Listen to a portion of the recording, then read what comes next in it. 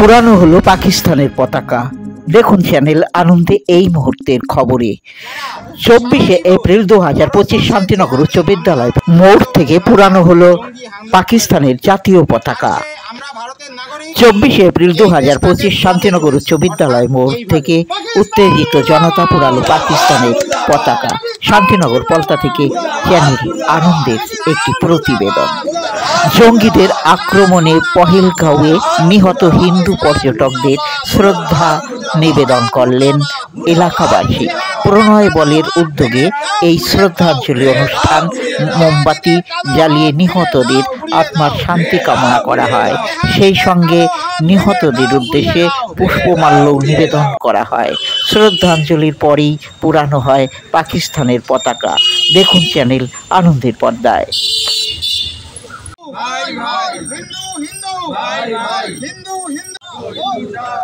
জিহাদিদের চামড়া,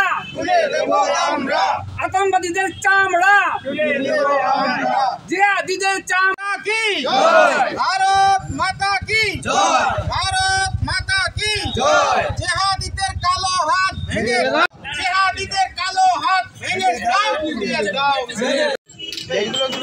যারা সারা জীবন ভারতবর্ষে জেহাদি হামলা, মৌলবাদী হামলা, জঙ্গি হামলা করে গেছে, আজকে আমরা ভারতের নাগরিক এই দেশটাকে পোড়াতে চলেছি। অর্থাৎ এইভাবে পাকিস্তান মুর্দাবাদ, মুর্দাবাদ মুর্দাবাদ, পাকিস্তান মুর্দাবাদ, মুর্দাবাদ মুর্দাবাদ, পাকিস্তান মুর্দাবাদ, মুর্দাবাদ মুর্দাবাদ, পাকিস্তান মুর্দাবাদ, মুর্দাবাদ মুর্দাবাদ, পাকিস্তান মুর্দাবাদ, মুর্দাবাদ মুর্দাবাদ, পাকিস্তান মুর্দাবাদ, মুর্দাবাদ মুর্দাবাদ। জিহাদিদের কালো হাত ভেঙে দাও, গুড়িয়ে দাও, ভেঙে দাও, গুড়িয়ে দাও। জিহাদিদের কালো হাত ভেঙে দাও, গুড়িয়ে দাও, ভেঙে দাও, গুড়িয়ে দাও। জিহাদিদের কালো হাত ভেঙে দাও, গুড়িয়ে দাও, ভেঙে দাও, গুড়িয়ে দাও।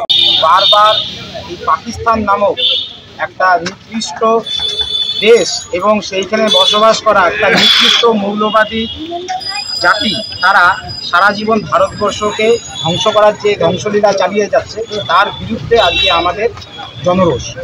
আমরা সাধারণ মানুষ, আমরা সবাই এক হয়ে ঠিক আছে এই জনরোষ বের করেছি। তার সবচেয়ে বড় কারণ যে কাশ্মীরের যে হিন্দুদেরকে হত্যা করা হলো এই মৌলবাদীদের দ্বারা, এই জঙ্গিদের দ্বারা, সেই জন্য আজকে আমরা এখানে এক হয়েছি। আমরা আজকে এখানে উপস্থিত হয়েছি সারা পৃথিবীর সবচেয়ে নিকৃষ্ট, জঘন্য, ঘৃণিত মৌলবাদী, জঙ্গি, জেহাদি, সন্ত্রাসী, খুনি, ধর্ষক, অত্যাচারী, নেমর হারাম, বিশ্বাসঘাতক মীর জাফর জাতির দেশ পাকিস্তান। 23 কোটি পাকিস্তানি সারা পৃথিবীতে মৌলবাদ সৃষ্টি করেছে। আমাদের দ্বারা এই ভারতবাসী আমাদের শান্তিনগর হাই স্কুল এবং কলেজের পাশে যে পাকিস্তানি বর্বরচিত যে ঘটনা আমাদের কাশ্মীরে ঘটিয়েছে আমাদের সনাতনীদের উপর, বেছে বেছে হিন্দুদের দেখে তাদের একজন নরবলি দেওয়া হয়েছে, গুলি করে মারা হয়েছে। এই নৃশংস হত্যা আমরা মেনে নিতে পারছি না।